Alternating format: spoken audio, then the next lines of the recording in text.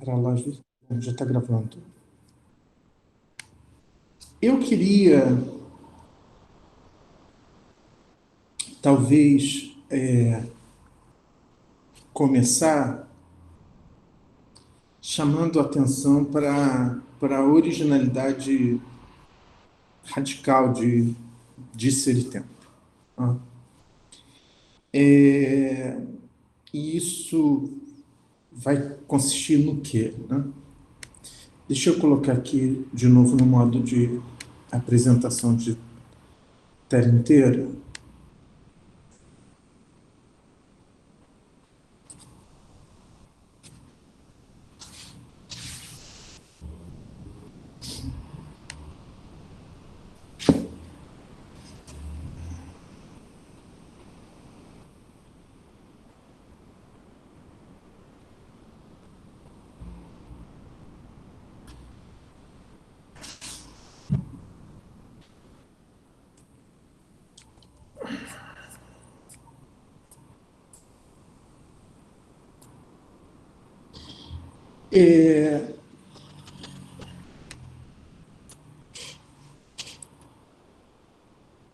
Ser e tempo,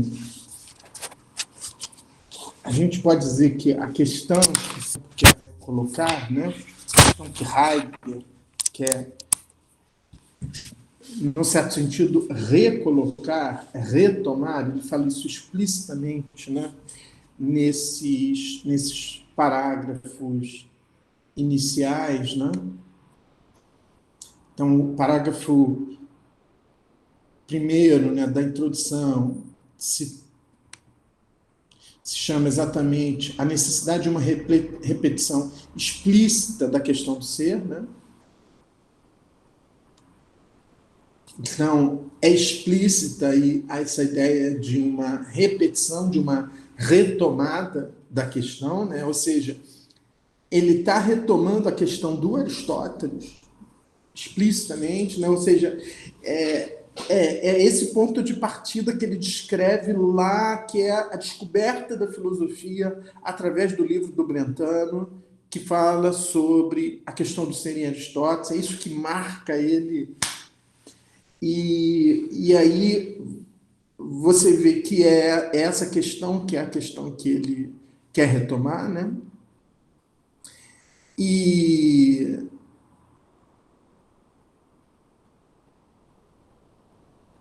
aí ele, desde o início, essa questão ela já é formulada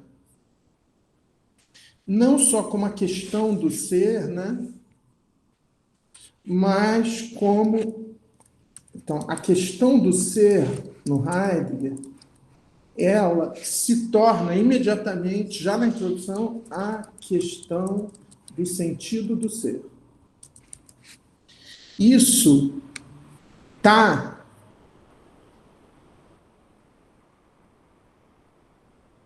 na epígrafe, né? Então, antes da introdução, tem uma epígrafe, né, que é uma passagem do Sofista de Platão, né, que diz: pois é evidente que há muito sabeis o que propriamente quereis designar quando empregais a expressão ente. Outrora também nós julgávamos saber, agora, porém, caímos em aporia. E aí ele diz: será que hoje temos uma resposta para a pergunta sobre o que queremos dizer com a palavra ente? Então, veja que já joga direto para a questão da palavra. Ou seja, o que está em questão aí é o que nós queremos dizer com uma palavra, a palavra ente. Com o que significa uma palavra. E aí ele diz, de forma alguma, então ele faz um paralelo entre a situação que nós vivemos, no caso ele está falando ali de 1927, e a situação que é descrita lá no Sofista de Platão. Ou seja, o Sofista de Platão, ele é uma retomada da questão do ser, tal como colocada no poema de Parmênides, né? Através dessa figura fictícia, que é o estrangeiro de Eleia, que é um representante da escola eleata, né? E ali, supostamente, esse próprio representante da escola eleata estaria pondo em questão a doutrina parmenídica do ser. É isso que é narrado como um parricídio, né? Como a morte do pai Parmênides, né? E introduzindo uma nova teoria do ser, né? E o Heidegger ele vai colocar Ser e Tempo como estando numa situação semelhante, né? Então, ele diz, será que hoje temos uma resposta para a pergunta sobre o que queremos dizer com a palavra ente? De forma alguma. Assim sendo, trata-se de colocar novamente a questão sobre o sentido de ser, né? Então, quando ele coloca isso,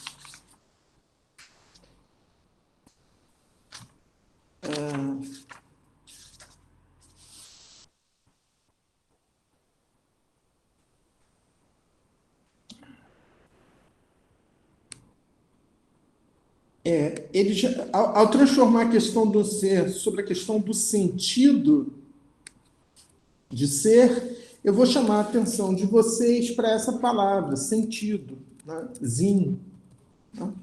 Que é a mesma palavra que está lá no texto do Frege, Sinn und Bedeutung, né? Sobre sentido e a significação, ou sobre o sentido da referência, né? Então, eles estão se perguntando sobre a questão do sentido. Então, a questão do sentido já é a questão da linguagem, né? Ele vai dizer, isso quer dizer, o Heidegger, não sei se é aqui, né? Então ele diz, será que hoje estamos em aporia por não compreendermos a expressão ser?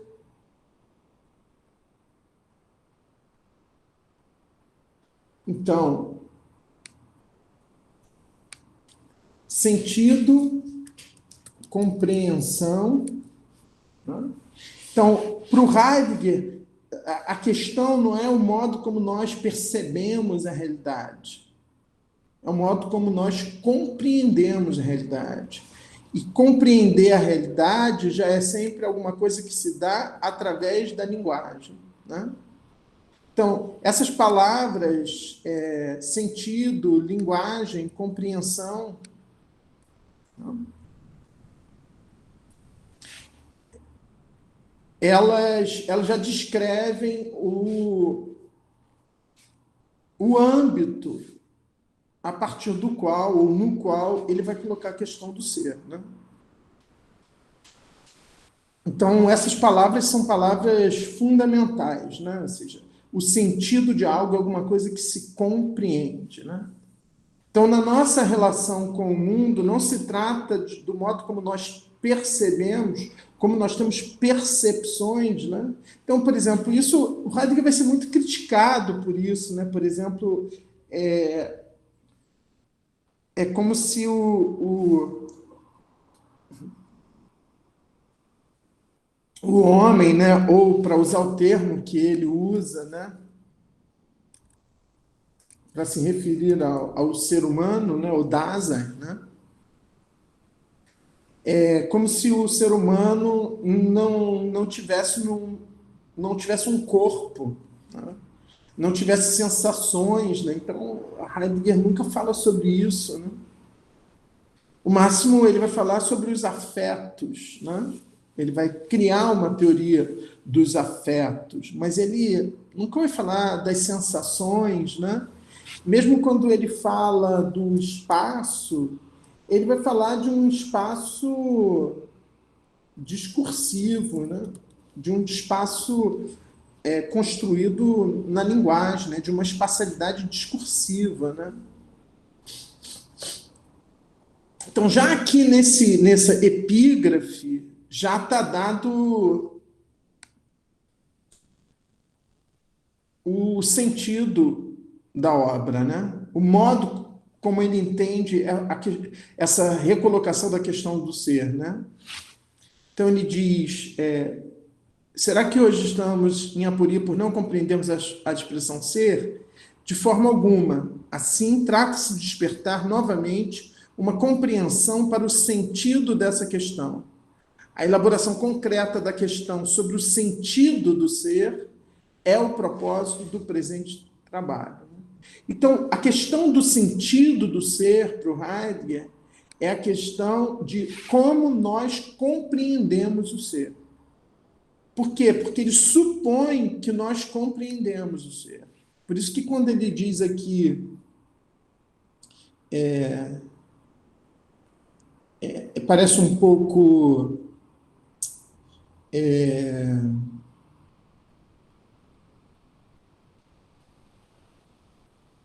quando ele diz, será que hoje temos uma resposta para a pergunta sobre o que queremos dizer com a palavra ente? Ele diz, de forma alguma.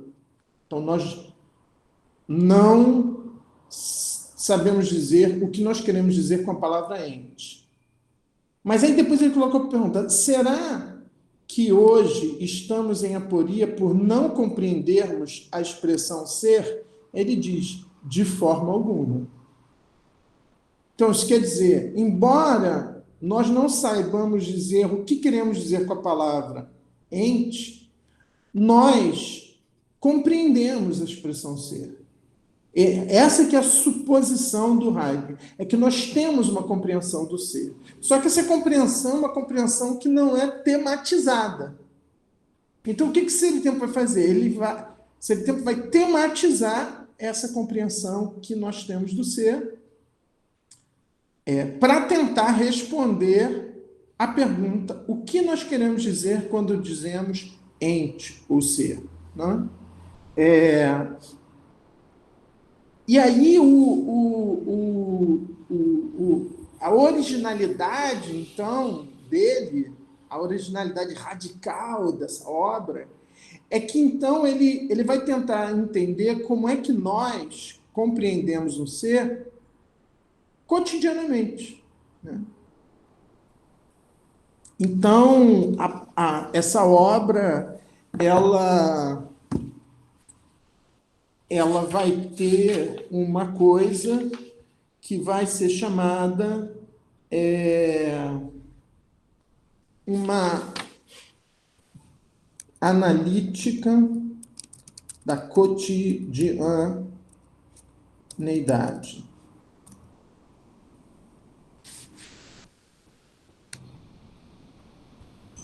Ou cotidianidade.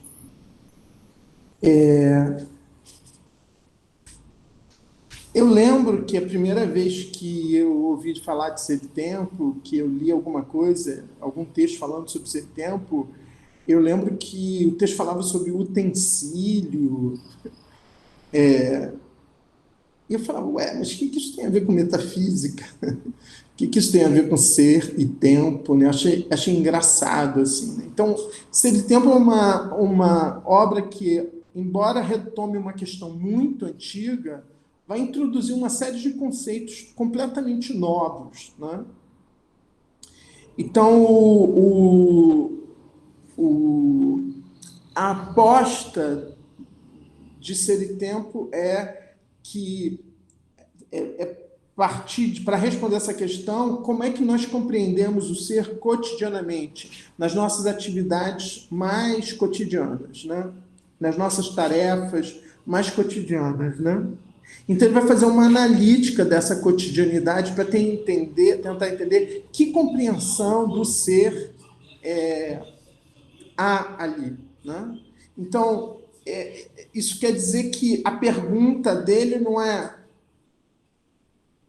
na cabeça dele, do Heidegger. Né? Não é como ele, Heidegger, entende o ser, e aí a Ser e Tempo seria uma exposição da compreensão dele do que é o ser. A ideia dele é que não, é que o que ele vai fazer é uma análise da cotidianidade para tentar entender como é que nós compreendemos cotidianamente o ser, né?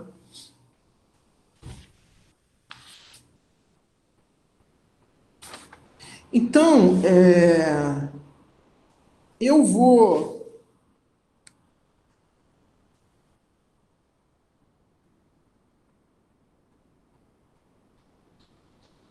Então, ele diz, assim trata-se de despertar novamente uma compreensão para o sentido dessa questão, a elaboração concreta da questão sobre o sentido do ser é o propósito do presente tratado, tá vendo? Ele assume que é um tratado.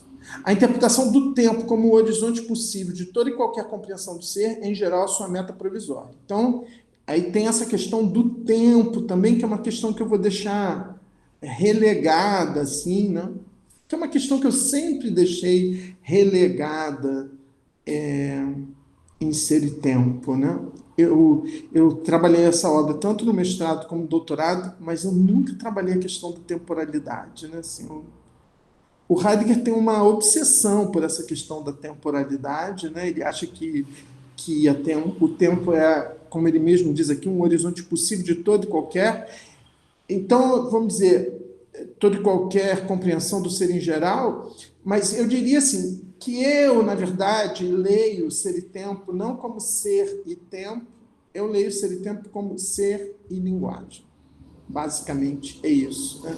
Você sempre deixa a questão do tempo, da temporalidade, como uma questão. E se vocês forem ver bem, a questão da temporalidade, ela só vai aparecer, ela não aparece na primeira sessão, tá? E mesmo na segunda sessão, ela só vai aparecer a partir do terceiro capítulo, né? Que é o poder ser todo sentido próprio da presença e a temporalidade como sentido ontológico da cura. E depois tem mais dois capítulos que são mais três capítulos: temporalidade e cotidianidade, temporalidade e historicidade, temporalidade e intratemporalidade como origem do conceito vulgar de tempo. Então, a questão da temporalidade, ela só entra no tratado já quase que na metade da segunda sessão, tá? A partir do terceiro capítulo da segunda sessão. Então, eu não vou tratar da questão da temporalidade com vocês, porque eu tenho uma falta de apetite por essa questão do tempo, né? Tipo, a questão do tempo talvez seja a questão mais desinteressante para mim em filosofia. Não sei se isso vai mudar antes da minha morte, pode ser, mas eu vou privilegiar toda a parte de ser e tempo que está antes disso, e essa parte é a parte onde a questão fundamental não é a relação entre ser e tempo, mas a questão entre ser e linguagem, né? Que essa, sim, foi a questão que eu sempre privilegiei e continuo privilegiando no meu percurso filosófico, né? Então, dessa introdução, né, que é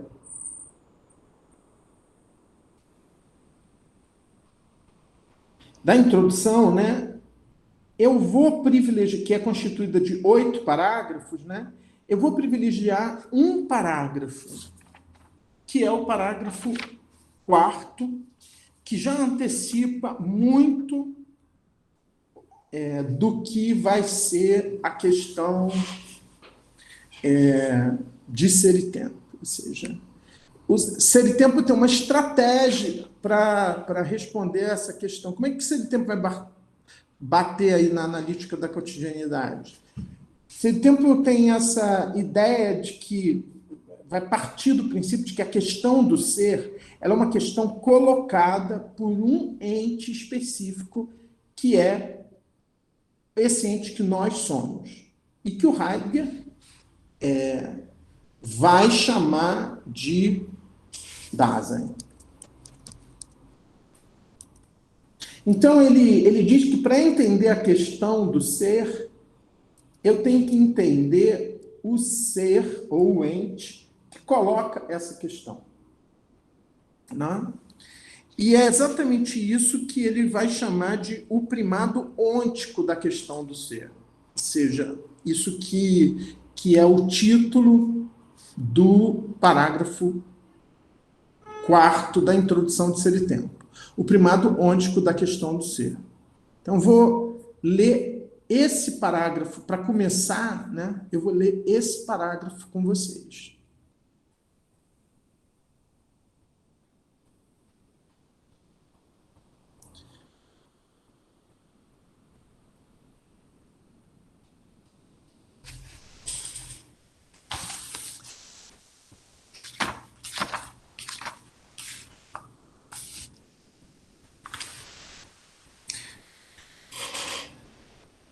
Aqui, alguns dos conceitos fundamentais de Ser e Tempo já são introduzidos, né?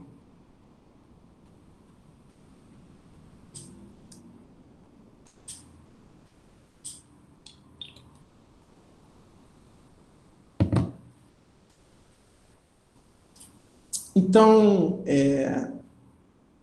ele começa esse parágrafo assim. Em geral, pode-se definir a ciência como o todo de um conjunto de fundamentação de sentenças verdadeiras. Por exemplo, uma definição que a gente poderia encontrar lá no Tractatus, do Wittgenstein. Né? E aí, a partir daqui, a gente já vê a diferença radical que existe entre esses dois tratados, né? O Tratatus Lógico-Filosóficos e Ser e Tempo. Né? Então, em geral, pode-se definir a ciência como o todo de um conjunto de fundamentação de sentenças verdadeiras. Aí ele diz, essa definição não é completa e nem alcança o sentido... para lá.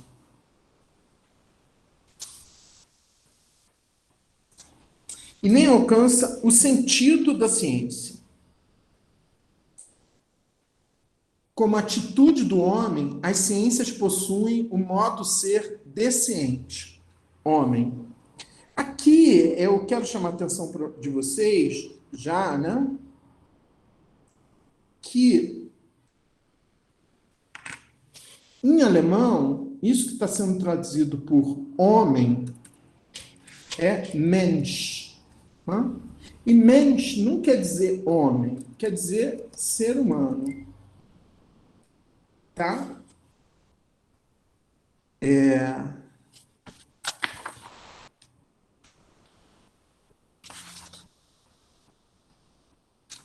Então, homem em alemão é Mann.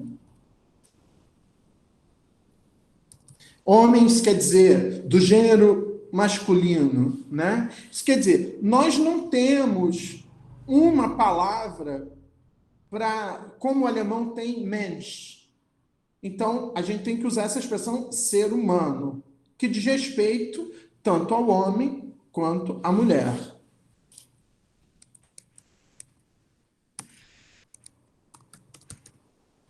Mas, assim, é uma tradição na filosofia, quando a gente fala o homem, né, é essa coisa do plural, né?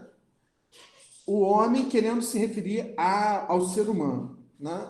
A espécie humana, etc. Tá? Mas em alemão é Mensch, tá? É essa palavra que o alemão tem para dizer uma coisa que não é nem o homem nem a mulher, que é o ser humano. Tá? Então, a tradução correta teria que ser desciente, o ser humano. Tá? Então, o que o Heidegger...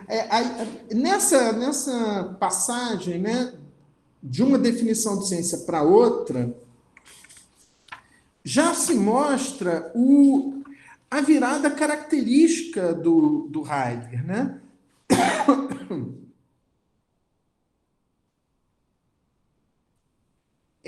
Para o Heidegger, o que importa na ciência não é tanto que ela seja um conjunto de proposições verdadeiras. Para ele, o que importa na ciência é que ela seja uma atitude do homem. um comportamento do homem, talvez fosse melhor traduzir, né? Verhaltungen.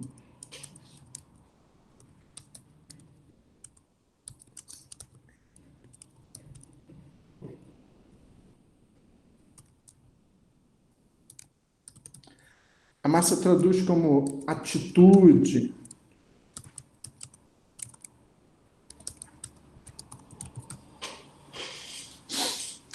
Isso quer dizer, a ciência é, antes de mais nada, uma coisa que os seres humanos fazem. Tá? É alguma coisa que caracteriza o comportamento dos seres humanos. Então, o Heidegger, ele sempre vai privilegiar não o resultado desse comportamento, que seria esse conjunto de proposições verdadeiras, mas o processo, o comportamento que é fazer ciência. Então, a ciência, ela não é só um conjunto de sentenças verdadeiras, proposições verdadeiras. Ela é uma atividade humana. Ela é um modo de se comportar do homem em relação à realidade. Ela é algo que o homem faz. Então, o Heidegger vai tentar entender que comportamento é esse. Quer dizer, ele vai tentar entender que atividade é essa, que fazer é esse, né? Então, ele diz, como atitude do homem, como atitude do ser humano, ou como comportamento do ser humano, as ciências possuem o modo de ser desse ente. Então, isso quer dizer que para eu entender a ciência, eu tenho que entender o modo de ser do ente que faz ciência. Então, eu não tenho como entender a ciência sem entender esse ser, ou esse ente que faz ciência, que pratica ciência, né? Aí ele diz...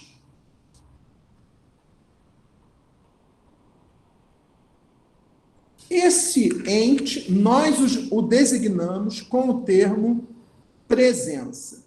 Em alemão, essa frase é...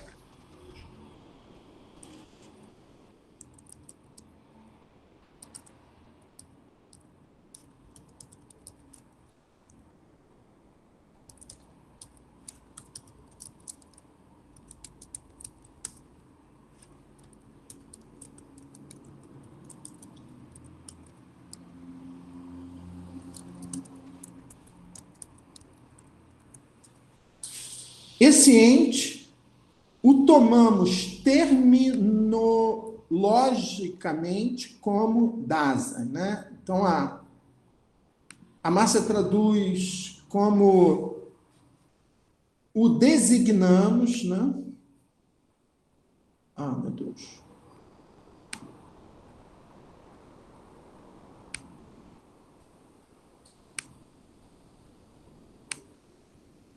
Em alemão é mais explícito, né? Tem essa palavra terminologisch, é uma terminologia, né? É uma designação terminológica, né? Então, é uma decisão abrupta. Por quê? Porque Dasein, isso que a Márcia traduziu como presença, zença, né? Que na verdade é uma tradução sugerida pelo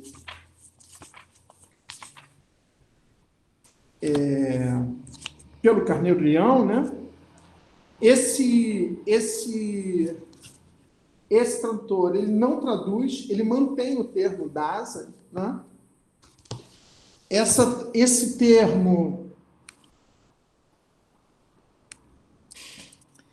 ele vai ser traduzido pelo Ernildo Stein como Seraí, que é o modo como se traduz nas línguas neolatinas, né?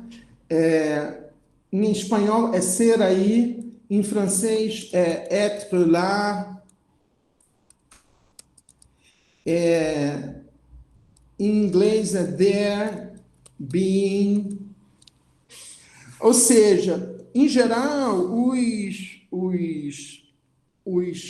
os tradutores tendem a desconstruir a palavra, porque o Heidegger faz isso, ele desconstrói a palavra em alemão em Dasein, né?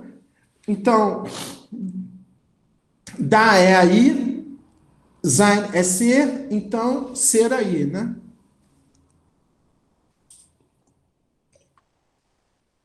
Ora, essa palavra Dasein, ela é uma palavra da língua alemã que jamais foi usada para significar o homem,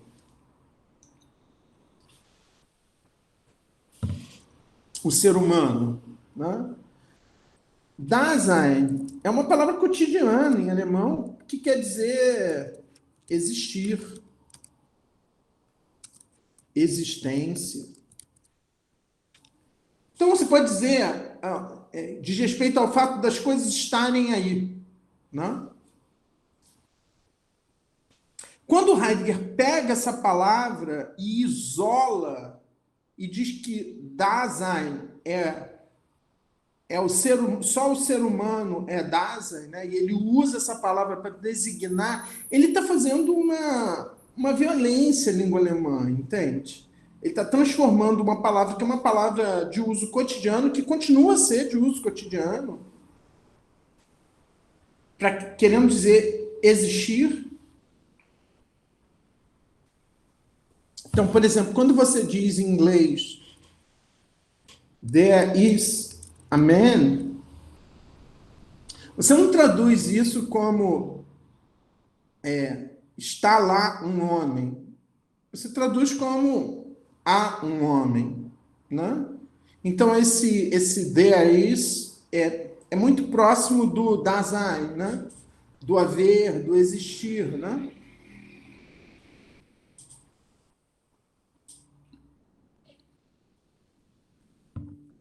Mas ele aqui ele já introduz de cara esse conceito que vai ser um dos conceitos, que é um conceito dos mais importantes de ser tempo, né?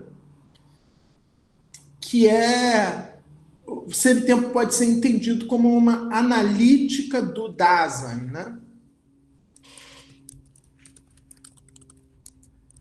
Isso quer dizer que ele acha que para se entender a questão do ser, eu tenho que entender o ente que coloca a questão do ser, porque colocar a questão do ser é um modo de ser desse ente que é o que ele vai chamar, que somos nós, mas que ele vai chamar de Dasein, né? Então,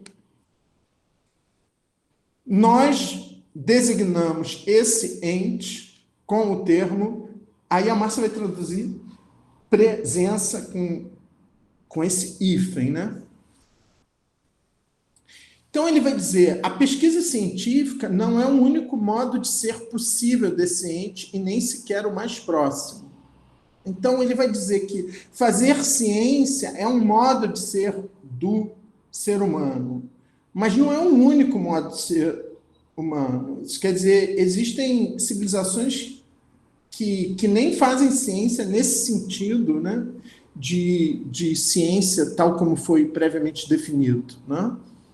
Então, quando ele diz não é o único modo de ser possível decente e nem sequer o mais próximo, ele já está adiantando que ele vai procurar, então, entender qual é o modo de ser mais próximo, mais comum, né? Ele já está apontando aqui essa direção da cotidianidade, né? Isso quer dizer, cotidianamente, nós não somos cientistas, né? Então, nós temos uma relação com a realidade que não é mediada pelo saber científico, né? E é essa relação com a realidade que não é mediada pelo saber científico, é essa que interessa ao Heidegger, né? Então, toda vez que a Márcia traduz presença, a gente vai ter que entender Dasein, tá? Esse ente, o ser humano, ok? Eu acho essa tradução de presença muito problemática, né? Ela escreve todo um longo, nessa edição aqui, que é a edição já revista em um volume único, ela escreve um texto chama A Perplexidade da Presença, né? Um longo prefácio, né? E que, se vocês quiserem, eu posso colocar no Google Classroom, né? Porque esse texto não está nessa edição que eu estou usando aqui, que é anterior, né?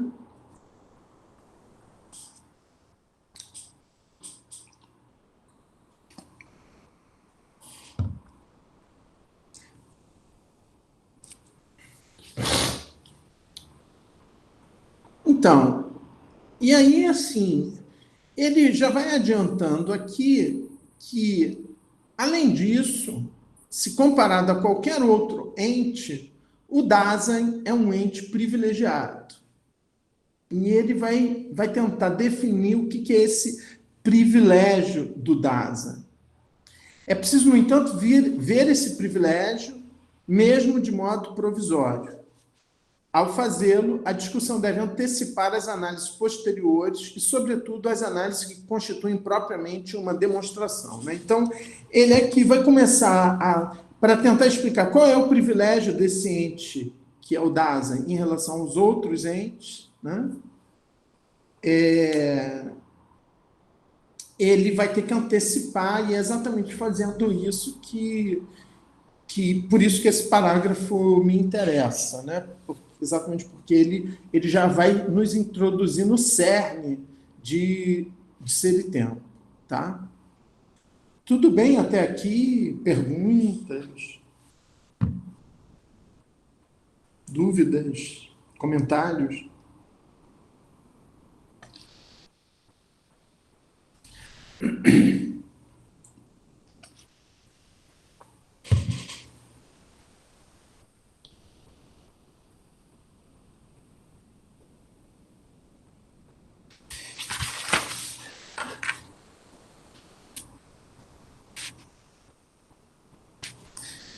Então, ele vai dizer que o Dasein não é apenas um ente que ocorre entre outros entes.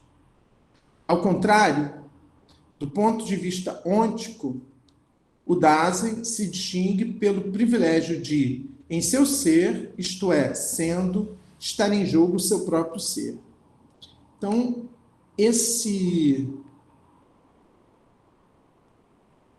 essa frase aqui, né?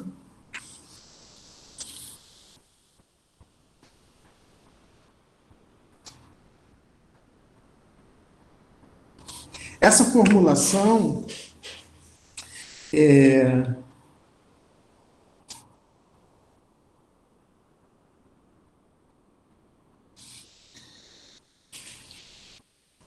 isso que ele chama de privilégio, né? De em seu ser, isto é, sendo, estar em jogo o seu próprio ser, aqui já vai se introduzir essa dimensão propriamente existencial, que vai fazer com que depois o Heidegger seja visto como um filósofo existencialista, a partir do Sartre, e ele sempre vai negar isso, né? Ele acha que o Sartre e ele são dois filósofos que não têm nada a ver um com o outro. Mas, quando ele diz isso, que em seu ser, isto é, sendo, está em jogo o seu próprio ser, essa ideia, que vai ser uma ideia que vai influenciar muito um outro filósofo que eu estudo, né, que é o George Agamben, né? Essa ideia do estar em jogo, né?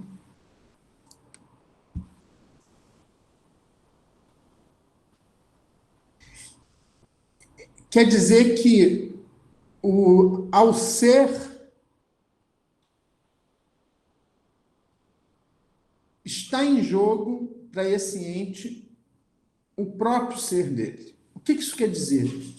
Quer dizer que cada um de nós, enquanto aquilo que nós somos é sempre algo que está em jogo. Ou seja, nunca está decidido, está sempre por se decidir. Isso quer dizer, o que eu sou é sempre alguma coisa que se define a cada vez, a cada momento. Isso está sempre em jogo, isso nunca está definido. Então, por exemplo, eu sou professor, mas eu poderia não ser. E eu posso, e eu sempre posso, a qualquer momento, deixar de ser ou parar de ser. Tá? Eu, eu moro hoje em Itatiaia, mas eu posso a qualquer momento me mudar, né? Como antes eu morava no Rio. Ou seja, tudo que eu sou, isso que ele vai chamar depois de, o Heidegger, né? Vai chamar depois de existência, né? Esse campo da existência é esse campo em que o que eu sou está em jogo, não está decidido. Não. Então, esse ente, ele tem um privilégio que é que o que ele está sempre por se decidir, por se fazer. Ou seja, ele está sempre numa relação, ele vai explicitar isso depois, com as possibilidades. Ele é um ser em relação com as possibilidades. Né? É isso que vai abrir propriamente para ele o campo do que o Heidegger vai chamar de existência, e é isso que vai ser depois entendido como existencialismo, etc, etc, etc. Então, ele vai dizer isso de um outro modo, ele vai dizer, mas também pertence a essa constituição de ser do Dasein a característica de, em seu ser, isto é, sendo, estabelecer uma relação de ser com seu próprio ser. Então, para o Heidegger, o Dasein é um ente que está sempre numa relação com o seu próprio ser, tendo que se decidir em relação ao seu próprio ser. Isso quer dizer que isso não é uma coisa que está dada para ele. Ou seja, ele sempre tem essa questão acerca do que ele é, né? Do que ele vai ser. Né? Então, um pouco aquela pergunta aquela pergunta louca, né? Cruel, que a gente endereça às crianças quando são muito pequenas, quando a gente pergunta o que você vai ser quando crescer. Então, essa pergunta ingênua, ela dá conta um pouco dessa questão que o Heidegger está levantando aqui. Né? Ou seja, o Dasein ele está sempre numa relação com o próprio ser dele, né? Com o próprio ser enquanto uma questão permanentemente aberta. Né? Uma questão que nunca tem como se fechar, como se definir definitivamente, né? Ou seja, o Dasein sempre vai estar numa relação com o seu próprio ser, né? Numa relação de ser com o seu próprio ser, né? Ou seja, o ser dele se decide sendo, né? Então, eu sou professor, mas todo dia eu tenho que decidir se eu sou realmente professor, se eu vou continuar sendo professor. Isso, por mais que eu faço, por exemplo, aí eu vou e faço um concurso para a UF, sou contratado como professor. Então está decidido. Não está decidido. Nunca vai estar decidido, porque eu tenho sempre que reafirmar essa minha decisão ou fazer uma outra. Né? Então é isso que o Heidegger está chamando de relação de ser com o seu próprio ser. Né? Ou seja, é sendo que eu me defino em relação ao meu próprio ser. Então, como é que eu me defino como professor? Sendo professor, fazendo isso que eu estou fazendo aqui agora. Eu estou sendo professor. Não? Então, qualquer coisa que eu seja sempre implica essa relação de ser com o meu próprio ser. Porque o meu próprio ser está sempre em jogo, né? Então, aí ele vai dizer, isso significa explicitamente e de alguma maneira que o Dasein se compreende em seu ser, isto é, sendo.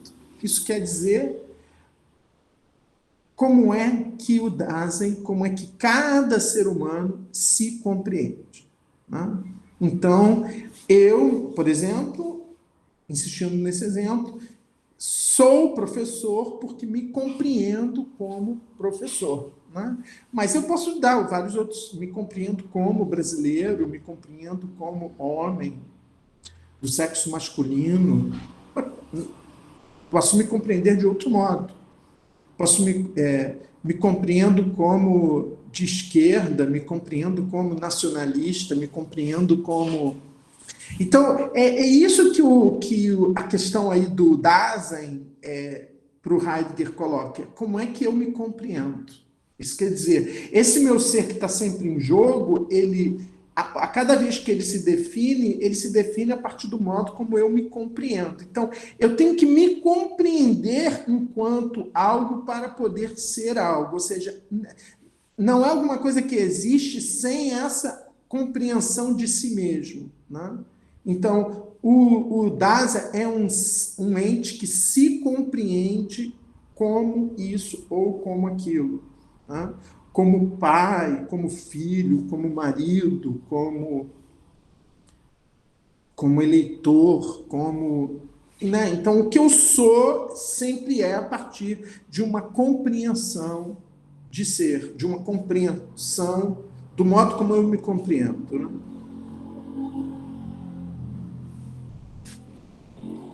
Então, ele vai dizer: é próprio deste ente que seu ser se lhe abra e manifeste com e por meio de seu próprio ser, isto é, sendo. Né? Então,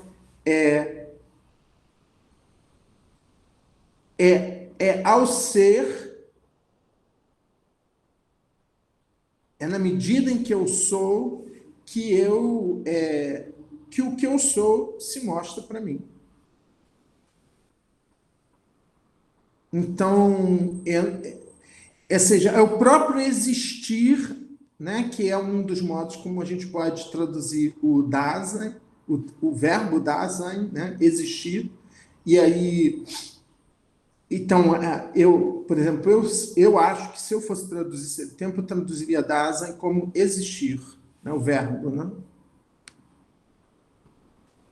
Então, Dasein, o existir.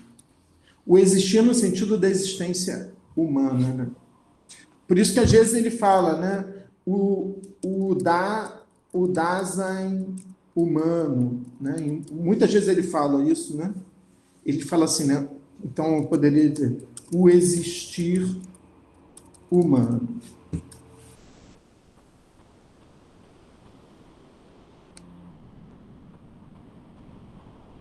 Então, e aí quando ele diz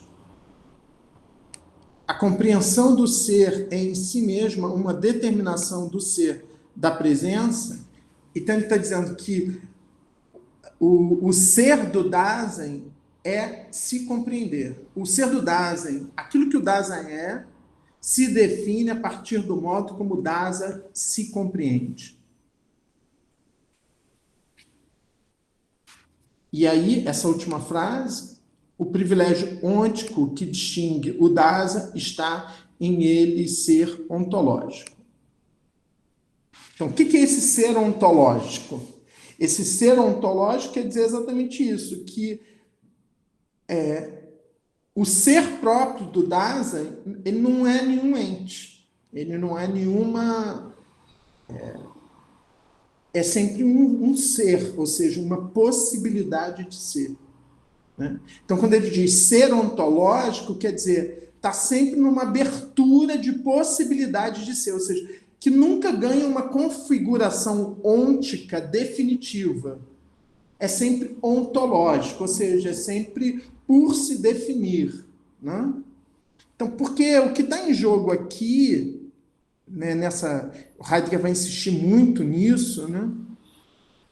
Essa diferença entre ser e ente. Né? Então, o ente é o que o que já se encontra sendo definido, né? E o ser é um infinitivo, né? É uma coisa indefinida, né? Então, aquilo que constitui o ser desse ente, que é o Dasein, que é esse ente que nós mesmos somos, é exatamente que ele é ontológico, ou seja, que tem alguma coisa dessa dimensão do ser que permanece como ser, que nunca se ontifica. Ou que se ontifica sempre, mas sem nunca conseguir eliminar essa dimensão ontológica que permanece sempre em aberto, né? Indefinida. Né? Então, a gente pode pensar que isso aqui está muito mais na ordem de um definido, e isso aqui está muito mais na ordem de um indefinido. Né?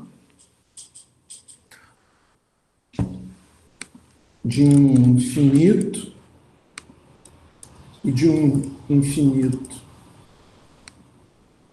Daí eu falo de infinitivo para caracterizar essa palavra, né?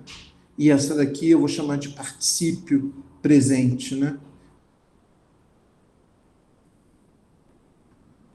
Então, por hoje, vamos ficar aqui nesse parágrafo, que já muita coisa foi dita. Mas a gente vai retomar essas discussões da próxima vez, tá? Alguém tem alguma questão, alguma pergunta, antes da gente se despedir?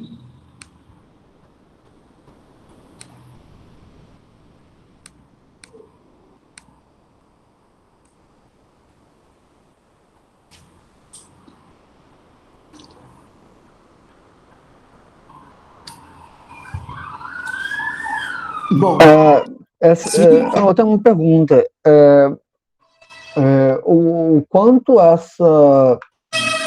Peraí que tá passando uma perdão. uma sirene aqui. O quanto essa compreensão do ser como ele enquanto sendo se compreende, não sei se está expressado da forma correta como estou dizendo, ele não se assemelha com um ser como devir. Eu queria saber uma discussão um pouco melhor disso para não ficar muito confuso na minha cabeça. Devir não é um conceito heideggeriano. Quando Heidegger fala um lugar bom para falar sobre isso é pegar lá o 4º capítulo da Introdução à Metafísica do Heidegger, né? O Heidegger tem um livro que se chama Introdução à Metafísica, e no 4º capítulo desse livro ele fala das 4 oposições fundamentais que constituem a metafísica. E uma dessas oposições fundamentais é a oposição entre ser e devir. Aí você tem os filósofos do devir e os filósofos do ser. Olha, para o Heidegger, essa oposição não faz sentido. Porque é só uma falsa oposição para o Heidegger, entendeu? Então, filósofos que trabalham com a oposição entre ser e devir são filósofos metafísicos para o Heidegger, entende? Para o Heidegger, essa distinção não faz sentido. Né? Então, por isso que quando você formula a sua pergunta, você fala assim, então isso que ele está chamando de ser é devir? Parece que é como se fosse como o ser e o devir uma coisa só, meio esquisito.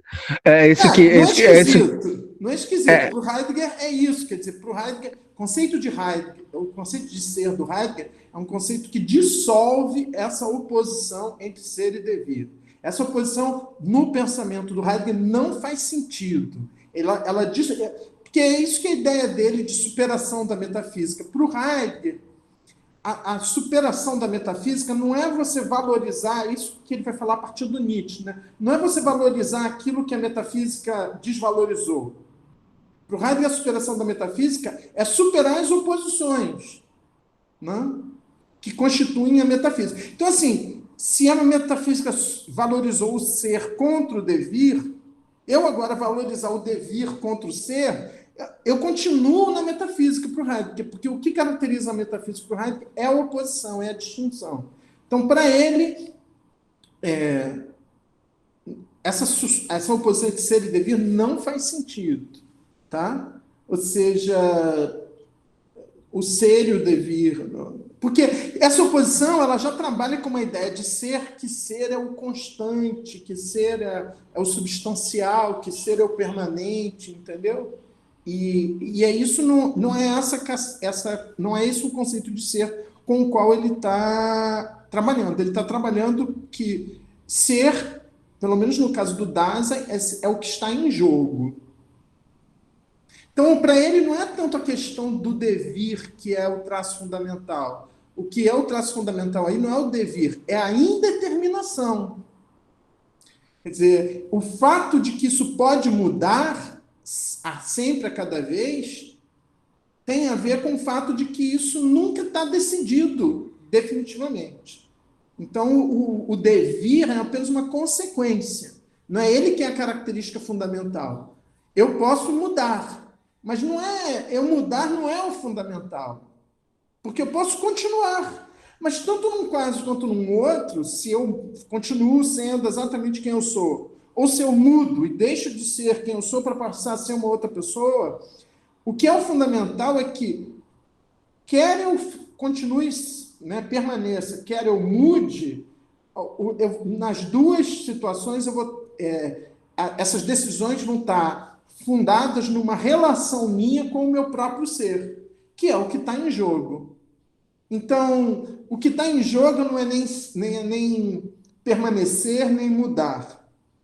É o que não está definido. É essa dimensão que o Heidegger vai chamar de dimensão propriamente ontológica, que é a dimensão da indefinição. Por quê? Porque a dimensão ôntica é a da definição. É isso, é aquilo. Né? O ser não, o ser é a indefinição. Não sei se eu respondo a sua pergunta. Não, sim, na verdade ajuda bastante. Eu estava tendo uma impressão que era exatamente isso, que não era algo definido. E algo que sempre vai se modificando e se redefinindo a partir Pode do se modificar. que pode modificar, não é que necessariamente que vai se modificar, né? Exatamente. Aquela coisa. Por isso que a noção fundamental não é a noção de modificação, não é a noção de devir, não é essa a noção fundamental. Entende? Para ele, a noção fundamental é a noção de poder ser. Essa que é a noção fundamental. A noção fundamental para ele não é de devir, é a noção de possibilidade. Aí, por isso, retorno a Aristóteles também, que essa questão do poder ser, da potência, é muito importante ali também. Mas para o Aristóteles, o mais importante é o ato. Para o Heidegger, Sim. não. O mais importante é a potência. Né? Então, por isso que ele vai dizer que a possibilidade é sempre ontologicamente superior à realidade, né? À efetividade. Né?